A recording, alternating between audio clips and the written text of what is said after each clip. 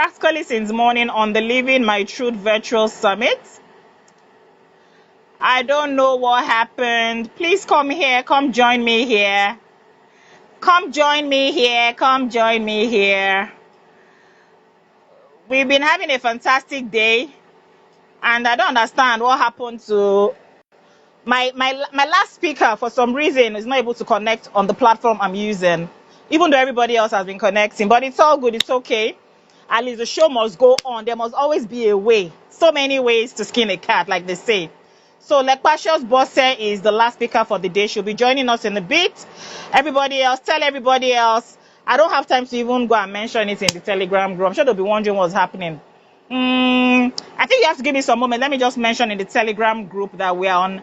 Okay, so sorry, I had to quickly pause the live so that I could go and drop, this my handle in the Telegram group, because like I said, I have like almost 100 people that registered and they're on the Telegram group, aside the other people, so that at least they will know that we're here. So can you guys see and hear me very well? Let me know that I'm even in good standing first.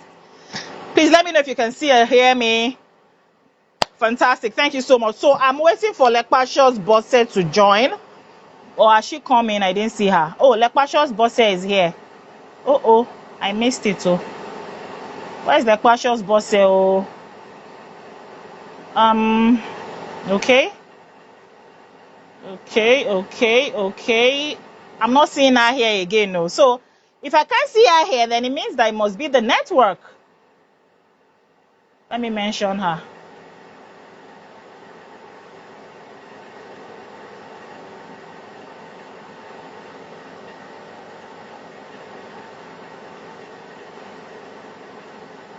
Please send a request. I'm asking her to send a request.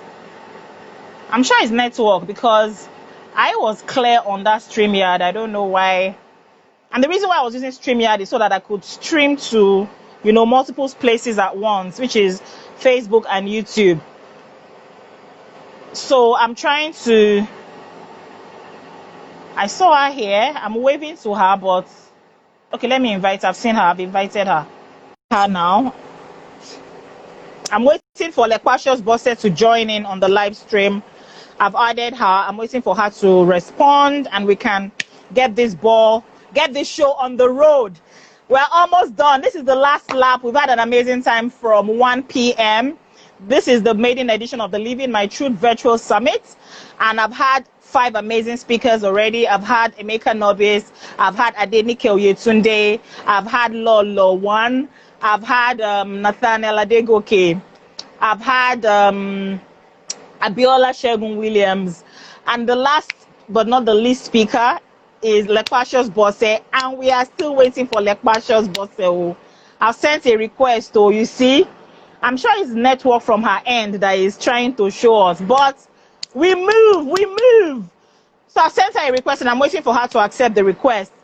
Anyway, to those that have joined right here, thank you so much for joining the session. It says she's unable to join. I don't know what's gonna happen. I don't know what's happening. I'm sending requests again. I might just have to go ahead and do my own session. Oh, fantastic! Thank God. Yay, sis. If this one is not clear, I'm going to vex. Can you hear and see me?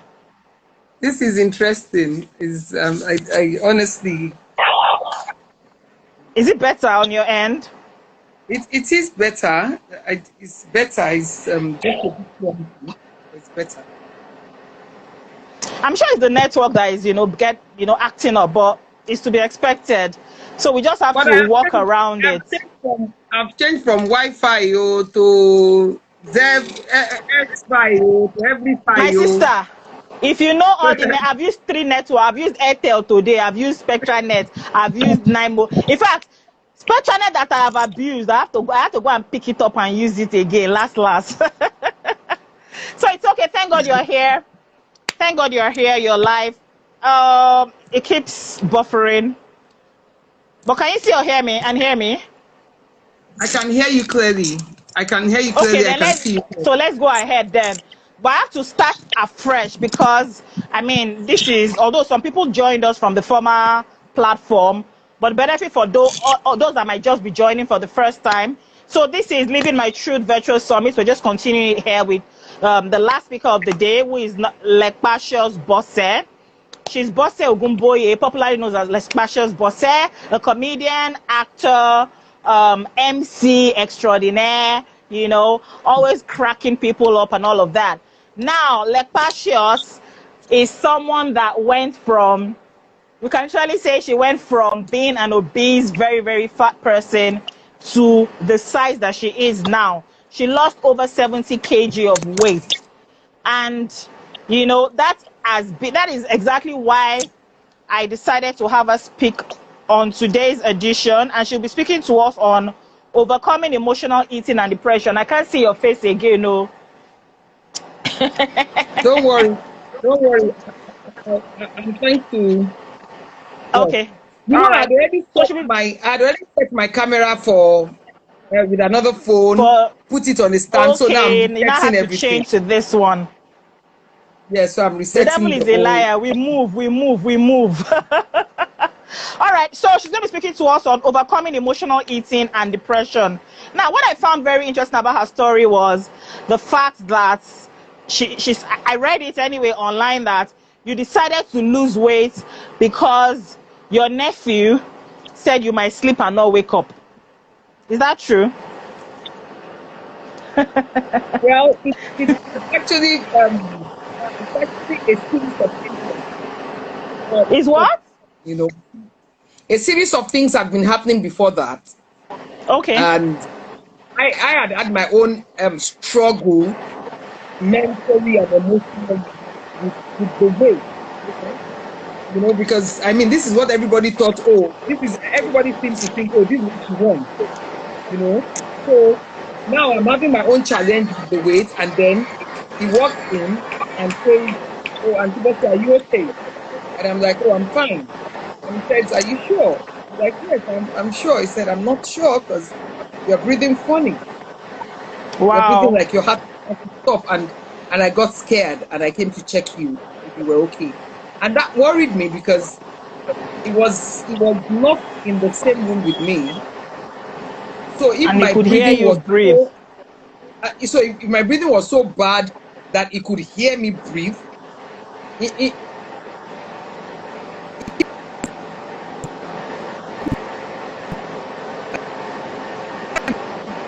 network. But why are you breathing like that? And I was like, how am I breathing? But I wasn't surprised either, because I've had friends say that to me. Why is your breathing that heavy and all that? So I kind of understood what he was saying.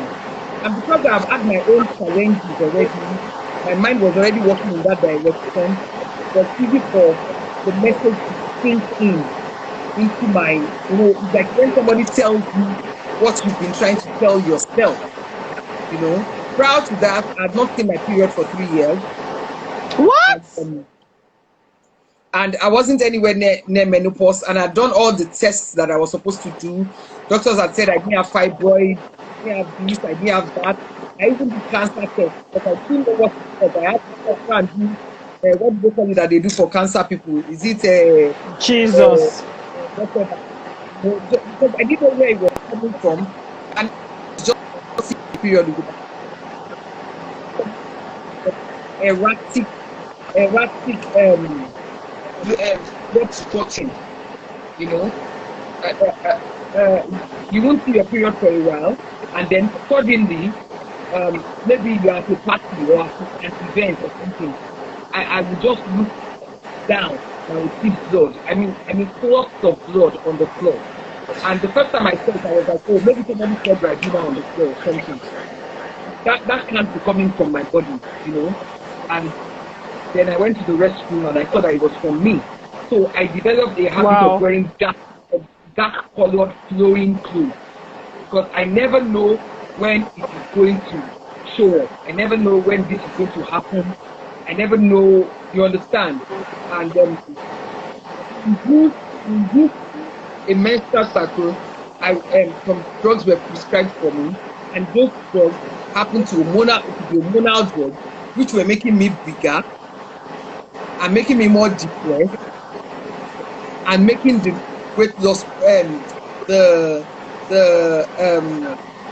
menstrual cycle very, very painful. At this Wow. time, I'd never heard anything about hormonal imbalance. I'd never heard anything about thyroid. I'd never heard anything about PCOS, you know. But I remember that my closest friend, when I was in that school, had that was losing weight, was losing interest in things. She wasn't feeling fine and all that. So I had to go and check what was the opposite of what she had. You know, because we had joked about it when we were in rock school that you have hyperthyroidism. That's why you are losing weight. That means I have the opposite of what you have. You know, we used to joke about it, but I didn't realize how true it was. But one of the things that happened with. Okay, people said they can't hear you. Network again. Says people cannot hear you. How do we solve this problem now? You know what? I think I should let me take the next session, and then maybe by then your network would have stabilized again, and then we'll come back. Yeah? I don't know if my network will stabilize better than this, because I'm using MTN now, and this is the best of all my networks. And this is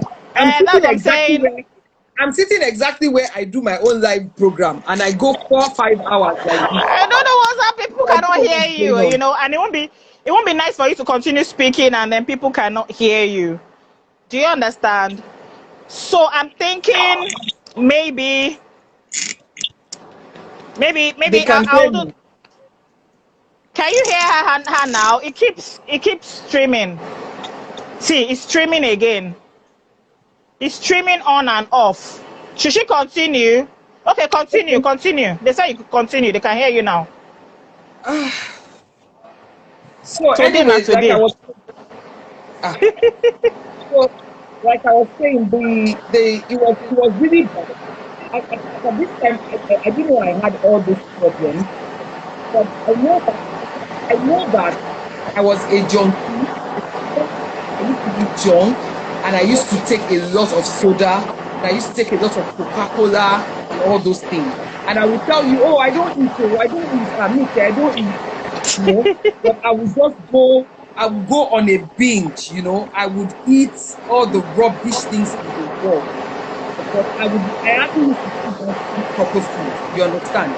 And I didn't realize then that a depression process had started in my body. Even as at the time that I was gaining the weight, I didn't realize that what I was doing was emotional until I started reading.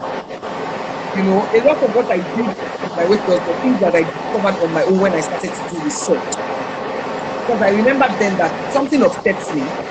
I just go to the nearest supermarket and I buy all those things that I can't even. Once in a while when I see those things and I take them out, I wonder what was going on with the food. I'll buy all those biscuits that have things in the middle, like chocolates, and then I will sit down. And this is really the sad part. I knew what I was doing for myself. So I will sit down, I will be eating it, and I will be crying. Wow. You know, so that's the extent to which you know that what I was doing.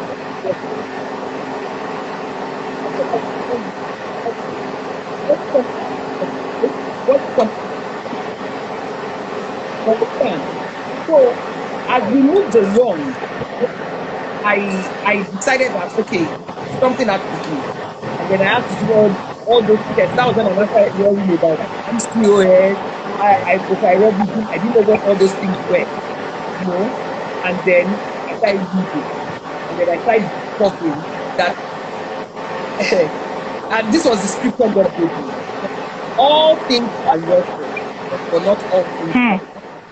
I experienced. That was the scripture I walked into my weight loss journey with. All things have been provided for us to eat and to drink and to enjoy. But all this also not So the fact that beings can eat ice cream and it will not affect means it is okay, it is lawful. But it is not expedient for me, Boste, because my body cannot process it. Cannot take it. So it took a while for me. And then this is the very interesting part. When I finally figured what was the problem, I went on an anger rampage with God. I was Wow. angry and I was bitter, and I was like, I have served you all my life. Why would you give me a burden that is bigger than? Why would you choose me of all people to do something as easy as this? Something nobody else can tell me how to get out of. Injections cannot solve it. A 6 month period of tablet taking cannot solve it. Why would you give me a lifetime burden? Something that I will have to deal with for the rest of my life. Why would you give me something like that?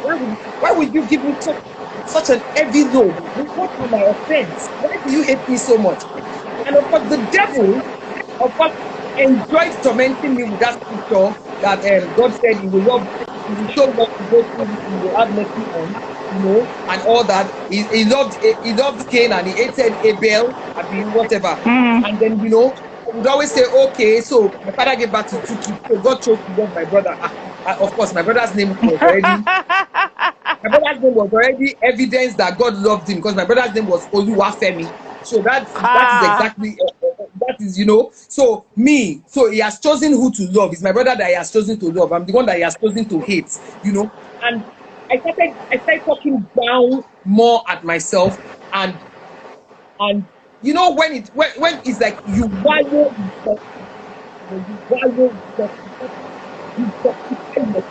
you justify your sadness, and you blame God and you blame everybody else around you. So I was always having mood swings, and wow. and then you get too close to me, I want to push you away. I don't want you to be my friend, because I'm scared if you really see the real me, you will not like who you see. So all those things were what would I call it now? A mumbo jumbo of emotion that even me myself did not understand. And now looking back after the weight loss, looking back at who that other woman was, that other big woman, I'm wondering how anybody could have been like that, how anybody could have survived that life without going crazy, And I had suicidal thoughts, I went as far as making efforts towards it, Wow. So it wasn't like it was sad because I make people laugh. So I did not understand why I was going through this, So then I'm coming from the show, everybody's laughing at the show, I'm driving home and I'm crying. Or I'm waking up in bed and my pillow is soaked with tears, and I can't remember waking up in the middle of the night to cry. So it was really messy, and it was more about me. So the first thing I discovered when I got that scripture, all things are lawful and not all things are expedient. I got my second scripture, which didn't have anything to do with weight loss, but I had always lived my life by that scripture, and it is called "God will have to out of this country." So I started to realize that it was a mind game. It was more of a mind. Weight is about the mind. I was playing tricks on you. Weight in your mind, you cannot lay aside the weight in your body. Please don't get me wrong, though. There are people that don't have weight. There are people that don't have emotional issues. They don't have psychological issues.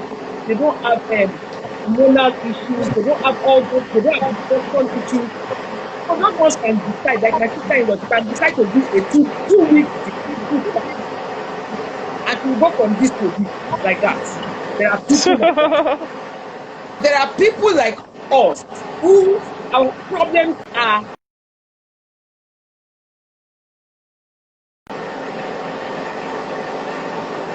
more emotional and they are more psychological. People like us don't just stand up and say we want to lose weight in January, and in March we had lost weight. So I had to. I needed to eat because I was eating to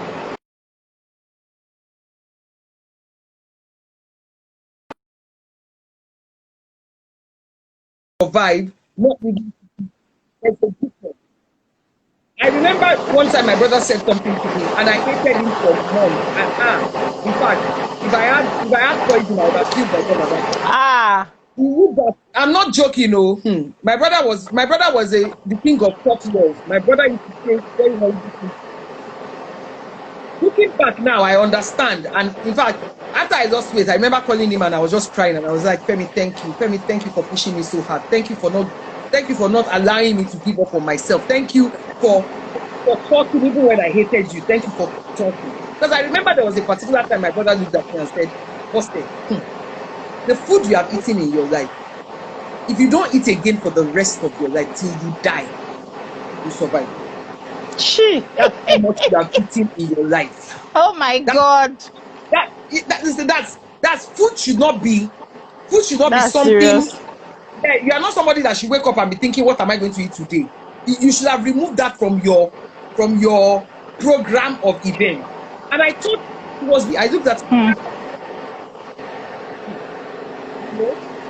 and he looked at me one day. I came from an event, empty. Now you are going home. They take away food for you, packed everything for you, and he said, "You just look at me." And he was I'm going like, to eat that food. Can you see how big you are? Even if you are hungry, and people pack food for you, should you not pretend?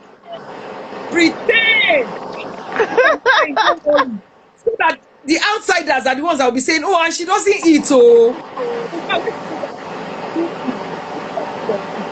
But no, you will still collect the food and bring home, And those days I will finish an event and get home at 12 midnight and I will cook 2 indomie, 2 eggs, 2 chicken inside it, and I'll tell you I'm not eating all day. You understand? So I didn't realize how bad it was getting because those hormonal pills were driving me crazy. So the first thing the doctor said was remove the hormonal pills. Remove them. And the doctor said this to me, said, lose weight and I can guarantee you the weight, your period will flow naturally. It sounded like something stupid. Strange. So I talked to you to help me lose weight. Okay, Oga, what are we going to do? And the doctor said, oh, we have a 3-year plan. Please note that I was not in Nigeria. This was not a Nigeria program. This was Namibia, South Africa. Those were the places. I had a doctor and I had a nutritionist in South Africa. So what said you would do a 3-year plan. And I looked at him and I was like, hello, 3 years. You honestly think I have 3 years to lose weight? I don't have, because he asked me one question. He said, if you don't lose weight by this time next year, what will happen? I said, I'll probably be dead. And not because of sickness, but because I would have killed myself, because I've come to that point where I don't think I want to. I wake up every morning thinking, oh, crap, I made it again this morning. That's how I wake up every morning. Oh, not another day. Why did I wake up again? That's how I wake up. So then you are telling me if I don't lose this weight. So if you cannot tell me what will help me to lose this weight within 3 months, I can't cope. And the man was like, let me tell you. A natural weight loss goes through at this stage. First, we need to reverse your hormonal imbalance. So I was given injections that I used to inject myself. Wow. And not that these injections, I had to bring them all the way from Namibia.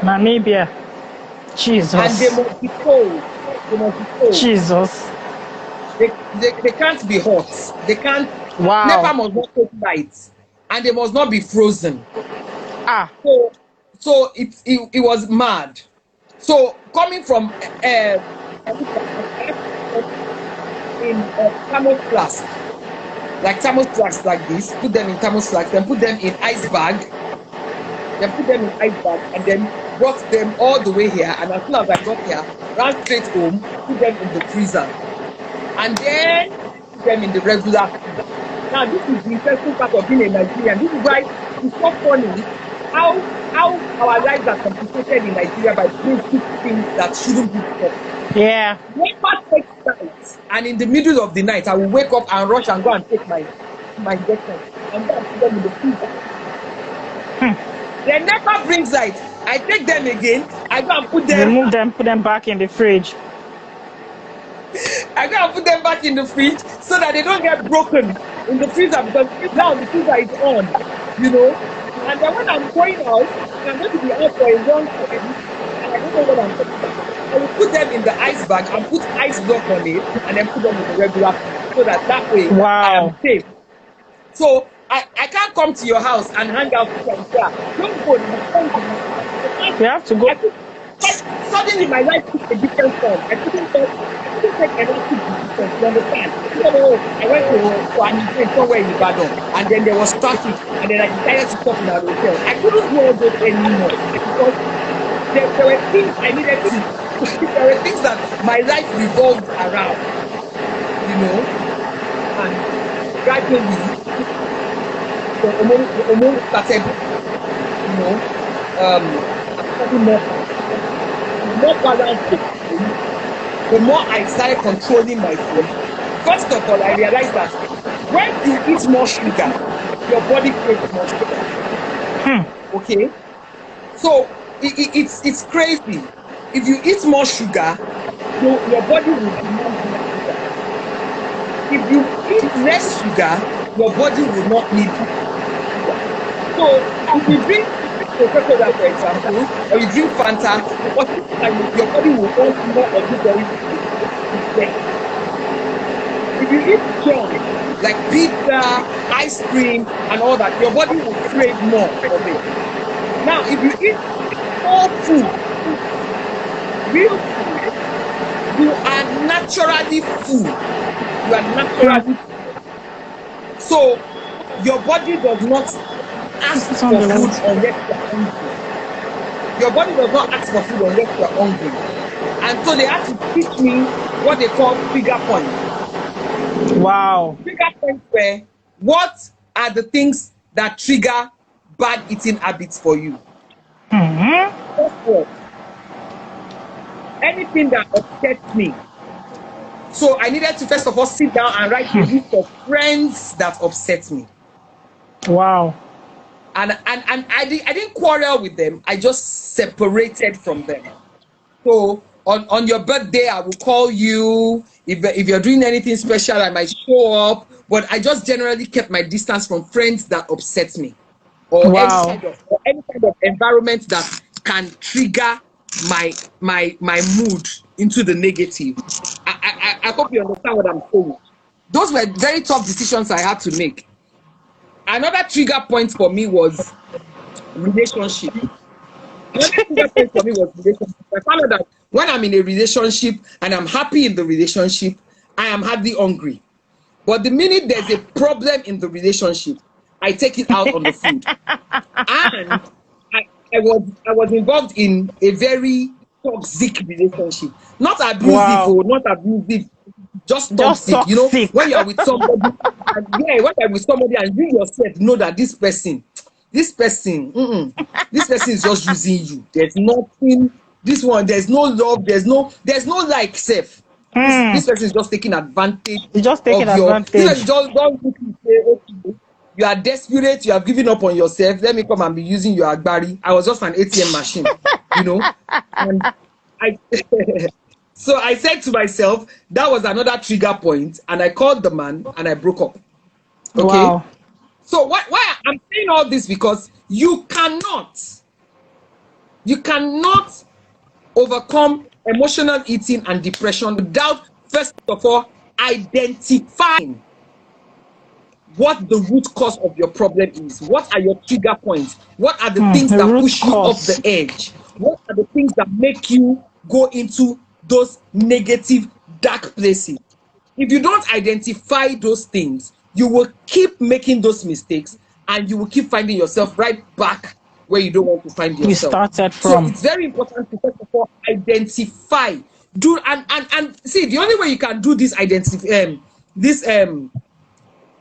pressure point is by being honest with yourself. You cannot lie to yourself. You cannot lie to yourself. You cannot Never. You cannot excuse yourself. You have to tell yourself the truth. The truth. And in those days, I would wake up in the morning and I would put a chair in front of the mirror and I would talk to Bose. Like, I would literally talk to Bose. I would abuse Bose. I will insult Bose. I will curse Bose. I will pray for Bose. Wow. I will cry with Bose. But it's always in front of the mirror, like this kind. Nobody else is going to tell you this, so I will tell you. You have low self-esteem, right? And everybody else thinks that you have high self-esteem. You know that's what your problem. Then I will cry. Then I will say, okay, we have dealt with that one. Then we'll take another topic. And I used to do this. I think I did this for like 3 weeks non-stop, every day, taking each of them after the other. And I didn't like it. Now, let me tell you another thing I had that I hardly talk about in public. Are you there? Your screen is freezing. Oh, my network. But the good part my network. But the good part of the Instagram is I can see people's comments, so I know that they can hear me. God. So please, if you people can hear you, continue. Just so we can hear you, so that I know. They can hear you. They're even writing what you are saying. Oh, good. I had another thing called prolapse.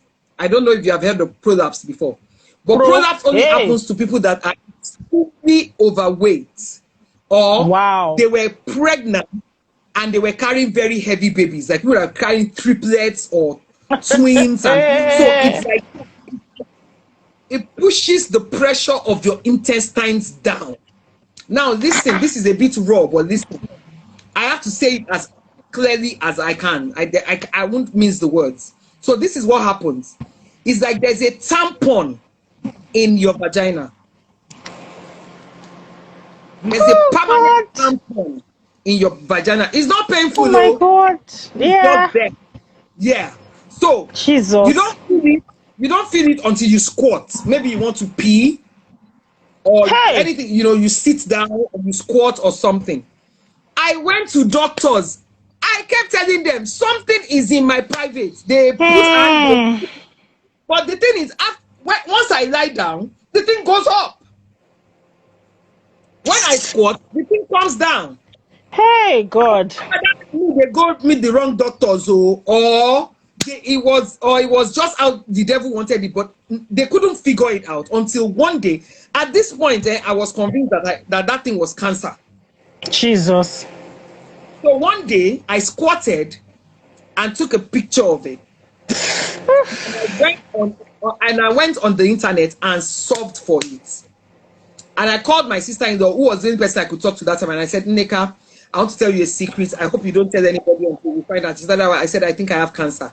And she said, Jesus, how can you do that? I said, Now, it was a bit more dramatic for her because her best friend, who was also her chief bridesmaid, had died of cancer. She had cancer then. She hadn't died at that time, but she had cancer, and everybody was driving everybody crazy because she was such a wonderful person. So my son was just like, I can't handle another cancer matter in my life. I can't handle the emotion, Yeah, so we both went very on traumatic. And we started reading and everything. That was when the first time I saw what they call prolapse. It was not a doctor that found out for me. It was not diagnosed. In fact, someone told me, I remember that when the one or two people I tried to tell that this is what I think, they told me that it's because I was not sexually active. That if you are sexually active, when a man is pressing you, the thing will be going down. That is in every woman, but it's because you are SU. So because they're not pressing you, the thing was not going down. Jesus. Oh my God. So you can imagine all the medical issues I'm talking about, and then the emotional issues, and then my nephew making that sentence was not what led me to a weight loss journey, but it was what broke me down. That was what finally, like the last straw. Yeah, that was what finally broke me. Like, you know, when you are thinking of all these things, you are thinking of it, thinking of it, and you have already told yourself that the only solution is death. You have accepted that, okay, death is the only solution. Then a small 10-year-old boy walks up to you and says something like he doesn't want you to die, he wants you to stay alive. You know, for the first time, everything that everybody else had said to me about weight did not touch me. That was the first time I went into the bathroom, I locked the door, and I cried. And I did not cry for the first time. I did not cry of self-pity. I did not cry of God. Why are you looking at me like this? I don't cry out of bitterness. For the first time, I cried out for help. God, I need help. I literally need help. If you don't help me, nobody can. I've reached that point. Nobody can. I'm not even glorying in myself right now. I'm not saying I know you. I need help. If you don't fix this, nobody can. Nobody can. And that was the first time I can really remember that I asked for help. All the other times I complained to God. God, look at God, why am I like God, what's going on? But all the other times I complained. But that was the one time I remember that I asked for help. I actually begged him to show me the way. And he answered, because from then on, it was almost, you know, I don't know whether you guys remember those days when we were in school. You just open your Bible, and the first place that you see is where you land. I'm telling you, I've done that one time. I will just open the internet. I will see something about Proverbs. I will open, my brother will go out and buy a book. You see something about Proverbs. I know. It was, information was literally falling on my laps on a per second billing. You know, and gradually, as soon as I identified my tension point, don't forget that I said when you identify your tension point, you must face it. Face it. Don't sugarcoat it. If it is your problem, is it get rid of him? You are my problem. Yes. Another thing is I also found out that there were people that encouraged bad habits for me. Let me give you an example. I can do without provoke you to anger others, you'll be in danger. I think, is it my network or it's okay? I can do without eating something in particular for a whole month. Then I see a particular friend and bam, we are binging on that thing. You understand what kind of friend?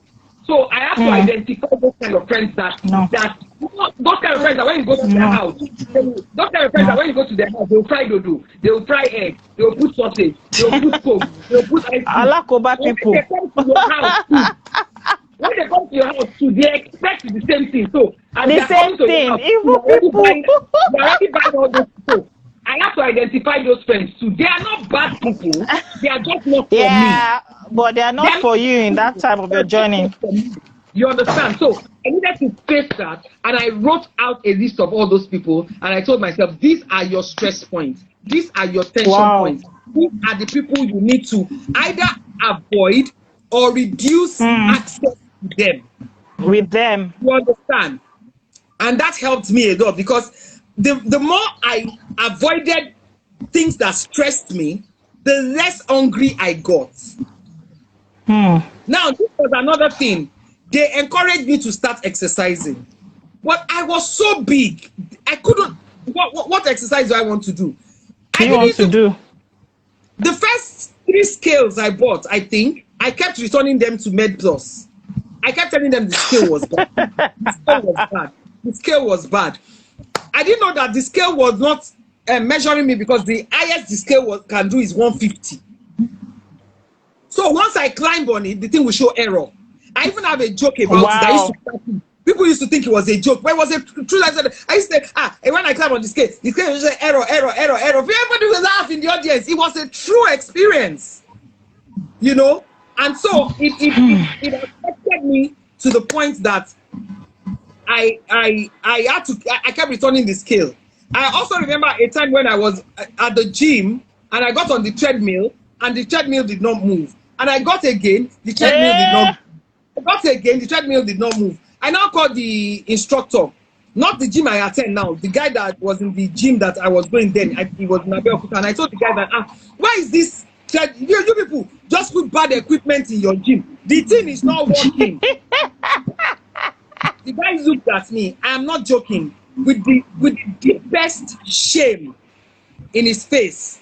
You could see that he was ashamed to tell me the truth. He was not afraid of me. He was just ashamed. That's shame they cut him for me. He said, Auntie, it's too big. Cannot move anything more than 130 kg. The way I got down from that treadmill, that was the last time I entered the gym. That was the last time I entered that gym. So the doctors now gave me a meal plan. Don't forget that is South Africa. I'm in Nigeria.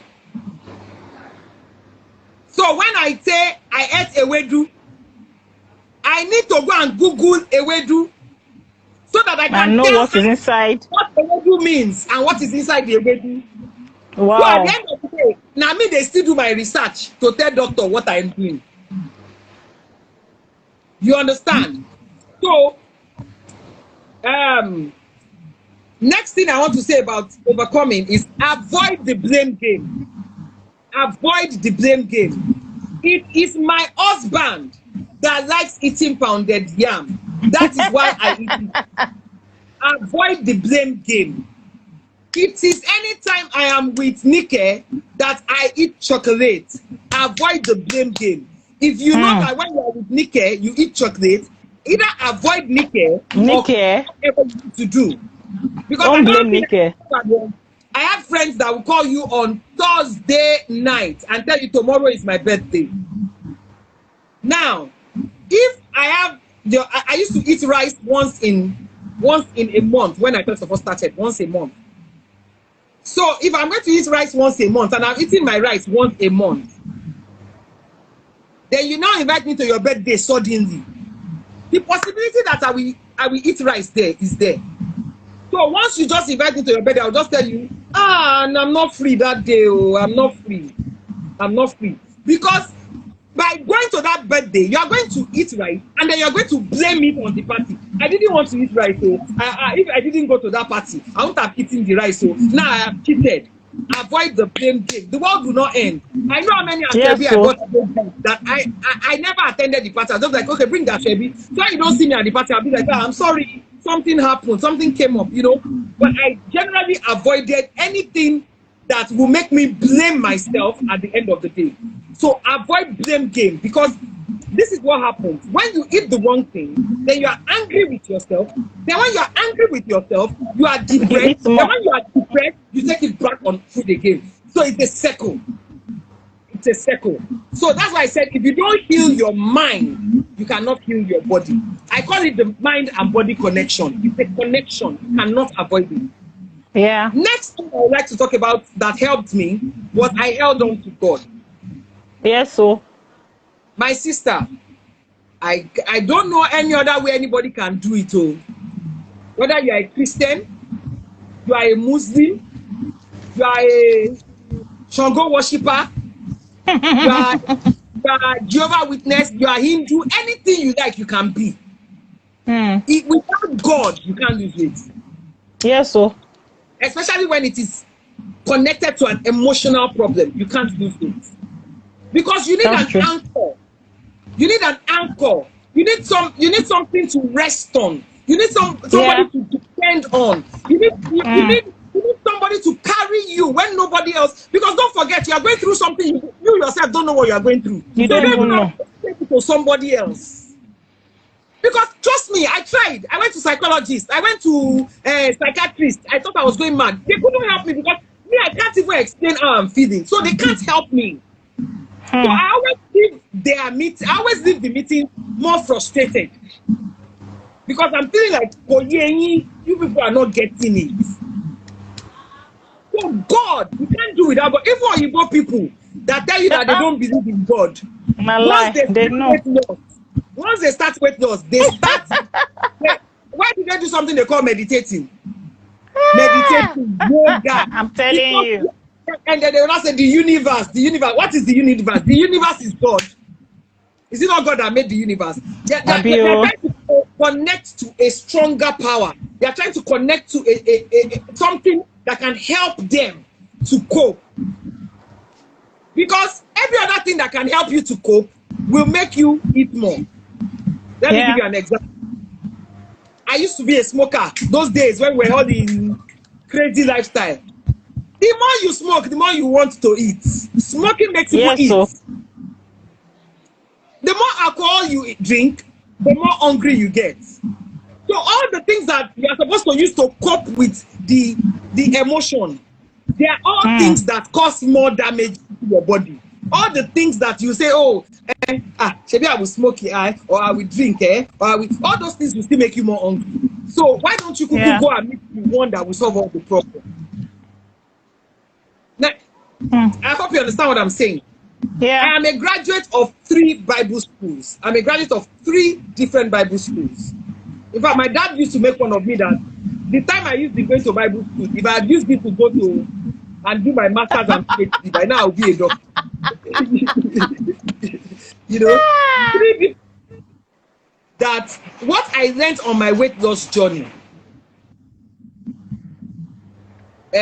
what I learned on this journey, I didn't learn it in any Bible school. The way weight loss will teach you to have faith. The way weight loss will teach you to trust God. Nobody else can help you. Nobody. See, there will be times you will think you are going mad. There will be times you feel like what? Why is this happening? You'll be watching TV, something that does not concern you, and you start crying. Don't also forget that you like ice cream. It's not that you don't like ice cream. You are not eating it because it's not good for you. Have you seen the difference?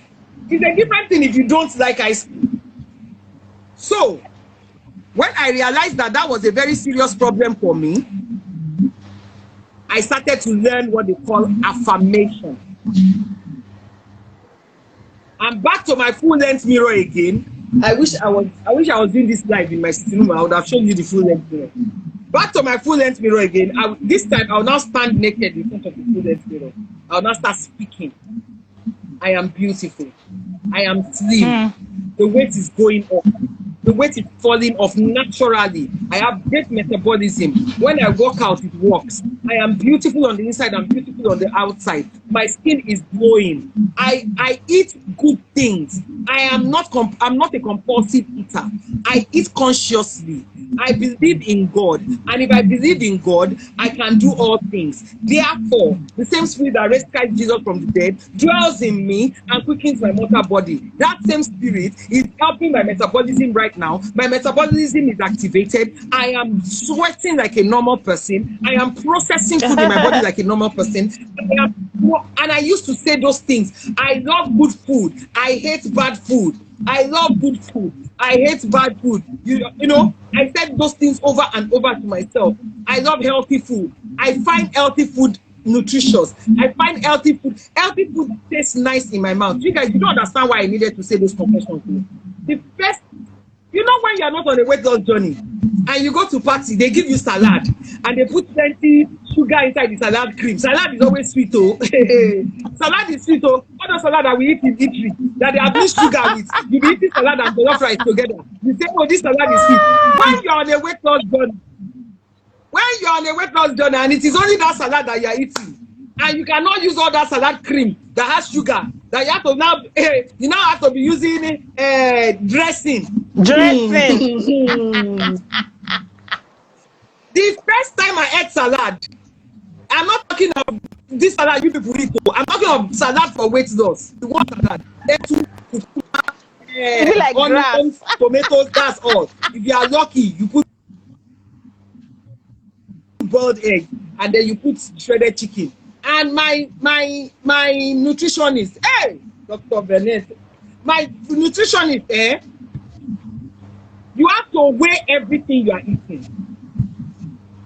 That you weigh.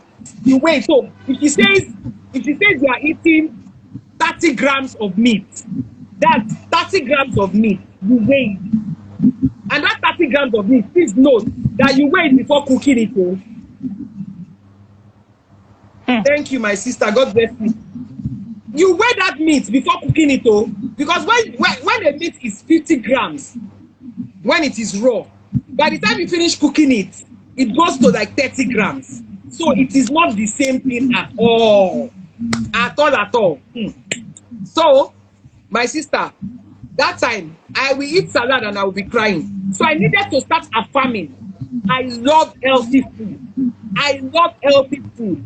Vegetables are sweet in my mouth. Smoothies are nice. Greens are good.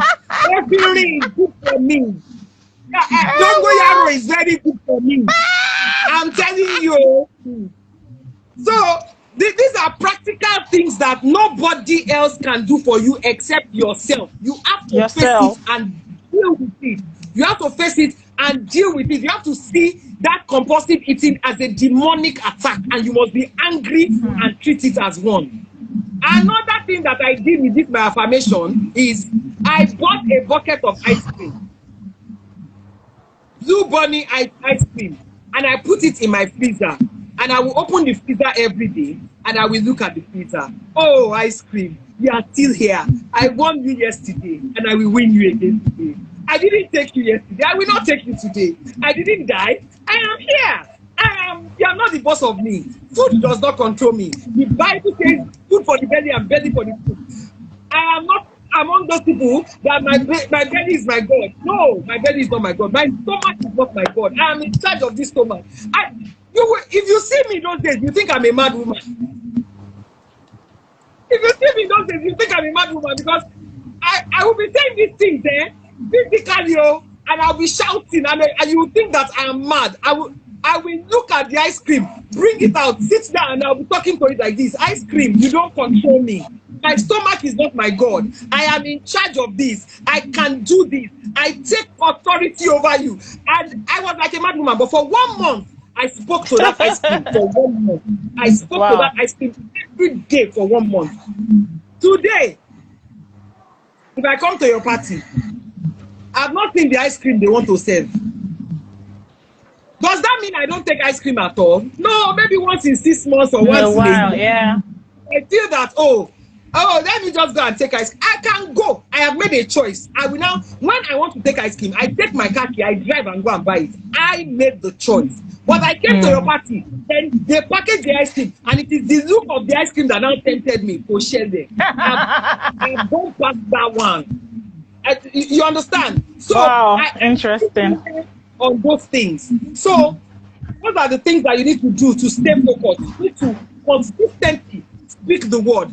Finally, you need to stick to your program. Stick to your program. The challenge that most overweight people have is the challenge of discipline. Actually, when I finally lost weight, I discovered that was what God was trying to teach me. Discipline. How to do things in a structured form. It was much more than the food. You understand? You know how it is that you wake up in the morning, you say you're going to pray today, then now pray for 20 minutes, now stop. Let's go. When you are on a weight loss journey, everything is regimented. Where's my second phone? Where's my second phone? Let me show you. Let me show you what I mean. Let me show you what I mean. This is my calendar. This is my calendar. Okay, let me see whether I can. Let me see whether I can show you people how my calendar. Can you guys see? Okay. Let me show you my calendar. This is 6 a.m. 6 a.m. says praise time. Praise time does not mean I'm going to be singing praise and worship. It just means that I have something to praise God for. So, Father, I just thank you for today. I woke up today. I give you praise. I thank you. I can sing a song. I can just say it in words, but something to praise about. 7 a.m. says workout. Can you see? 9 a.m. says praise time. 10 a.m. says thanksgiving and praise. 11 a.m. says breakfast and water. 12 noon says drink lemon water. 1 p.m. says drink green tea. 6 p.m. says pray in tongues over weight loss. 6:30 says use supplements. 6:45 says eat dinner. 8 p.m. says drink water again. That's all the water that you may have taken that day. Drink water again. 9 p.m. drink steaming tea. Any steaming tea, as long as it's steaming tea. Now let me tell you people about this steaming tea thing. Steaming tea is not going to make you lose weight. You understand? Steaming tea will not make you lose weight. And don't deceive yourself. Read all the instructions on what steaming tea. They tell you that. This is what steaming tea is supposed to do for you. People like me, before I started my weight loss journey, I used to eat a lot of funny things. I didn't even know that I was lactose intolerant. I didn't know I was lactose intolerant. So if I take ice cream or I take cereal with milk, with lots of milk and everything, I was find it very well. I didn't know that I was lactose intolerant. I was I go to toilet. Every time I take milk, I go to toilet, so I'll be taking plenty milk. Okay? Now, when I cut off all these things from my diet, my rate of going to toilet reduced. I was someone that would go to toilet like twice a day. But now, all I have in my stomach is probably one bowl of salad for morning and a cup of tea. So, there's nothing for my body to work with to help me to pass out waste. Do you understand? And the 3 most important ways to lose weight is by peeing, by sweating, and by going to the toilet. Okay? So that's why I drink tea. That's why I drink steaming tea to help process that so that you can go to the toilet. So I'm taking care of my cooking, I go to the toilet. By exercising, I sweat. By drinking lots of water and food, I breathe. Those are the 3 things that make you do good. Any other thing that you do outside that, you are joking with it. Okay, so again, don't focus, don't think that, okay, I've talked about tension points, right? Identify your tension points, I've talked about that. Start wrapping up now. Finally, let me tell you about exercise. The reason why you need to exercise if you are going through depression or emotional pain is not to lose weight. It's not to lose weight.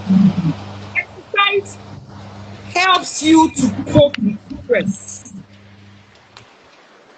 I could not understand it before. How can I be suffering? I'm in pain, I'm jumping, I'm sweating, and they say it's helping to cope with stress. How can that help me to cope with stress? But the more I exercise, the more I realize that my mind, especially when I'm working out alone, my mind is able to focus more. My mind is more alert. And I am more relaxed. To relax hits me. So exercise is important for you if you're going through depression because it will help you to cope. It will help you to cope and to stay above those things that make you cry. For example, let me give you an example. If you can walk out to the point, I've walked out sometimes that I have busted out in tears. You know, from just the pain of what I was doing, you know. So exercise is good for you because at the end of the day, you feel better, you feel more relaxed, your mind is more alert, and exercise also forces you to be disciplined. Because if you know that 1 hour on a treadmill is what it will take you to burn half a packet of Indomie, when you see that Indomie, you will think about Indomie. Yes, that's what exercise does for you. Exercise forces you to be disciplined, you know. So most importantly, all these things that I've said is more important to live your truth.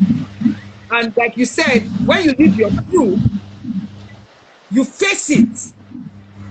I remember that story you were saying when you were introducing me, and I was happy about it because when I first lost weight, everybody said, "Oh, she went and did liposuction. She did that.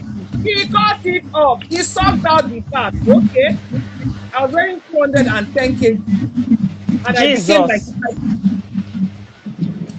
I was weighing 210 kg and I was weighing like 5 kg when I got sick. That's actually over 100 kg weight loss. Wow.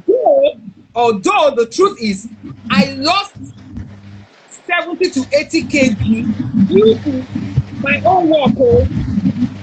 Then, by the time I got 70 to 80 kg, I had a medical crisis. It was as if the devil came to challenge what I was doing. I was admitted in the hospital. I was bedridden. I was on a wheelchair. I couldn't walk. Jesus. I couldn't. My parents held vigil by my bedside for 6 months, 6 to 8 months. Wow. I was flown out of the country. 5 different hospitals. Five different hospitals. About 6 different doctors. All that. Everything in my body had crashed at that time. My sugar level had crashed. My potassium level had crashed. Everything had come down. So by the time I came out of that sickness, was the first time my big before and after picture actually came out, and everybody was like, "Ah, she must have done something." I actually looked really good. And I remember that my mom would first feed me, and she would give me milk and all that, and she would say, a fat child that is alive is better than a slim dead child. So I don't want to hear this thing about weight loss in this house again, you know. So and of course, you know that's what sugar does for you.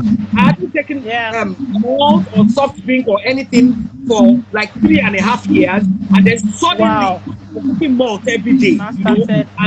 and then that, in fact, that's the first way you know I'm sick in my house. Once I start drinking malt.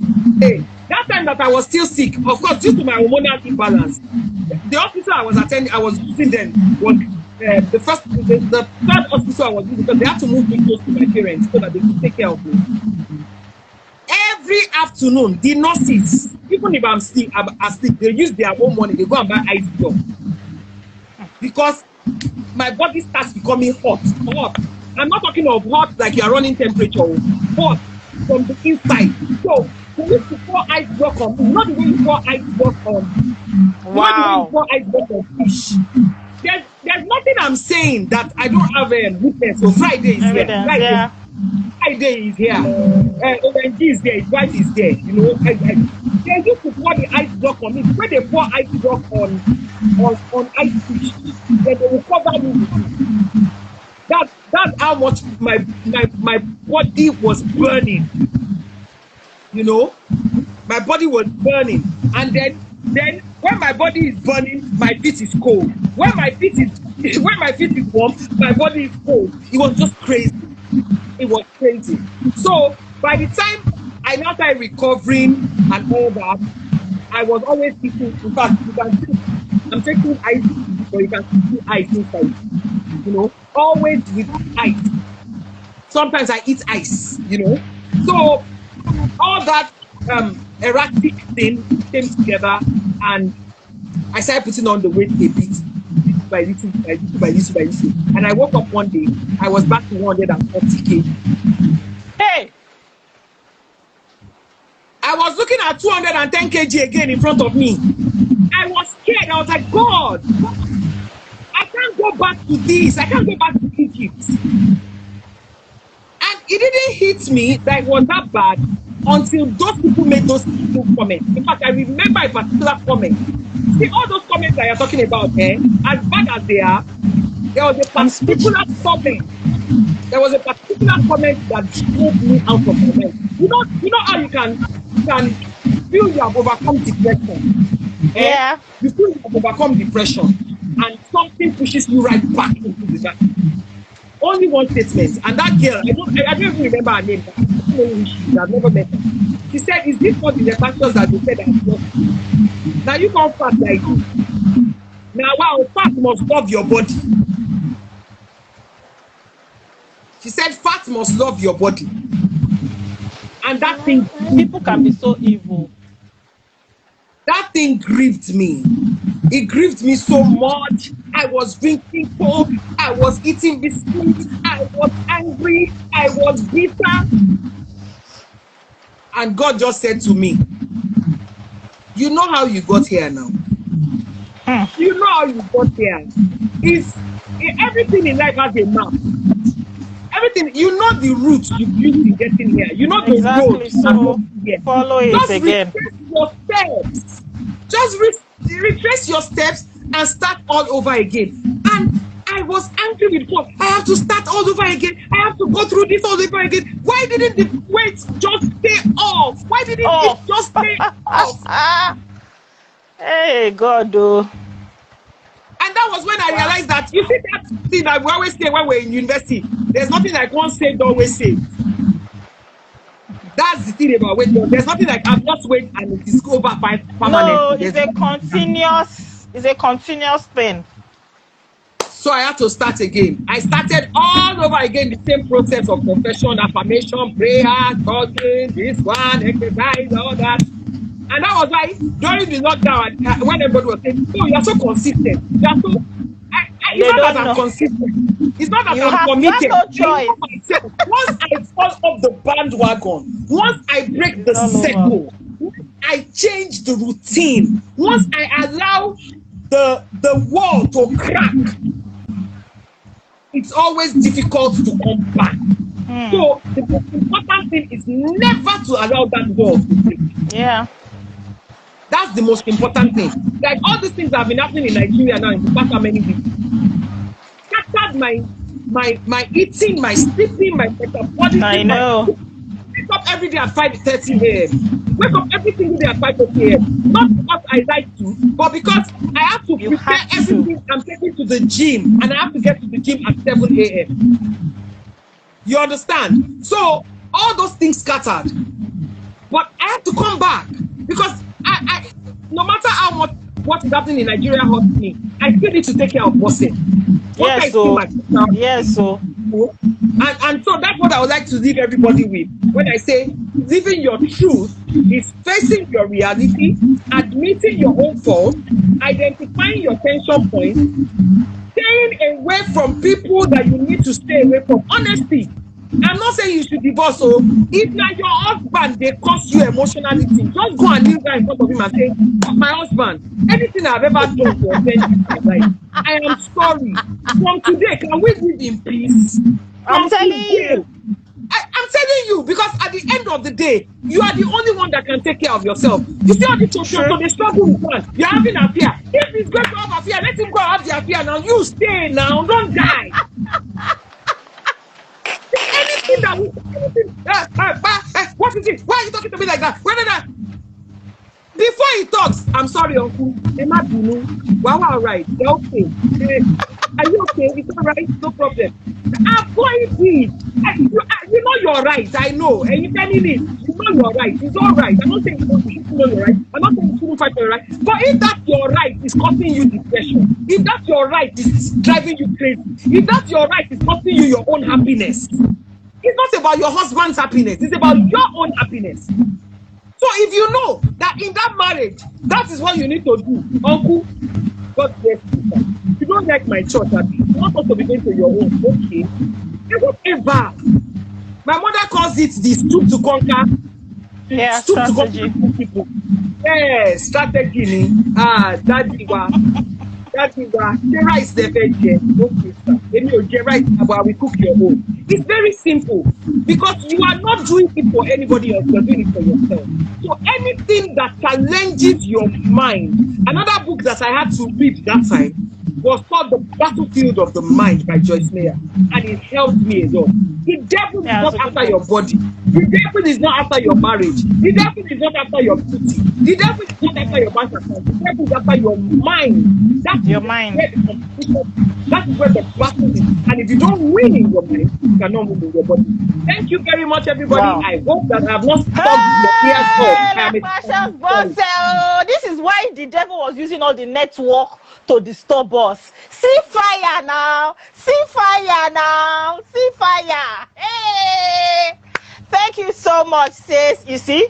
Thank you so much. I love you. Funny enough, I've never met you like after that event just to take pictures. Yeah. I look forward to us hanging out together very soon. Thank you so much. You came with so much value. Thank you for honoring my call. Thank you for being on this platform with me. I appreciate it. Everybody is sending so much love. Thank God you can see. People are sending all their comments and all. I don't take this for granted. I love you from the bottom. People are saying I love you. Me too, I love you. You know now. Thank you so much. Thank you, I everyone. will I can see get some of back in touch. I can Is see that some of what? my. Maybe God wanted me To be on I'm Instagram, seeing I'm seeing maybe. some of my community members. Is I'm seeing many all of of your my community, community not even members. some, many of them are here. Tiwo Mama KDQ, Yes, so Naomi, your people all of are you, here. thank you for joining. So I'm sure Niger that's why people, God I wanted you see to be you. here. So it's fine. Thank you so much. I appreciate it. And I will get back in touch with you. Now to everybody else, we're moving back to StreamYard because I have to stream to live Facebook and Insta and YouTube because there are some people in the community that I actually put there. All right, I had to do this because Lepacious platform, I had to use it because the other platform was not working for her, and this message had to come out. We have to learn how to live our truth. So my own session is coming up. You guys have to listen to my session. No, my session is titled Broken But Not Crushed. Me, I'm going to just talk for 20 minutes or maybe 15 minutes because I'm tired since morning. Yes, so Naomi, I need tea since morning. You know, but I need to still pass my own message as well. So I'll just talk for maybe like 10-15 minutes on Broken But Not Crushed. But please join me on the StreamYard platform. Anybody that is here that is not yet there, you can just join the Telegram group. If you join the Telegram group, the link is in my bio. You will see the YouTube link in the group. All right, so I will be seeing you guys in 5 minutes. Thank you so much, everyone. Those I know, those I don't know, I appreciate you so much. God bless you. So see you on the other platform in 5 minutes. Thank you very much.